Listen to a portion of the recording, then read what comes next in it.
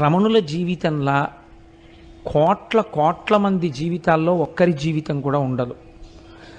ఆయనకి 17వ ఏట ఎటువంటి భావన కలిగిందో అటువంటి భావనతో వారి శరీరమును విడిచిపెట్టేంత వరకు ఉన్నారు.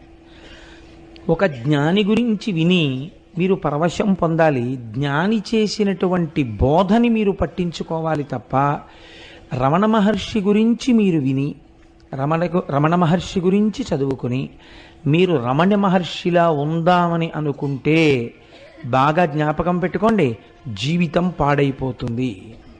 అలా చేయరాదు. నేను ఎందుకు ఈ మాట ముందు చెప్తున్నానంటే చాలామంది జీవితాలు ఇలాగే అయోమయం చేసుకుంటారు. మహాపురుషులను మీరు అనుకరించరాదు. మీరు మహాపురుషులు అయిపోయిన తర్వాత మీ నడువుడి ఒకలా ఉంటుంది, మీ ప్రయత్నం అక్కర్లేదు. మీ అంతటా మీరు మహాపురుషులు అయ్యేంత వరకు మీరు మహాపురుషులను అనుకరించరాదు.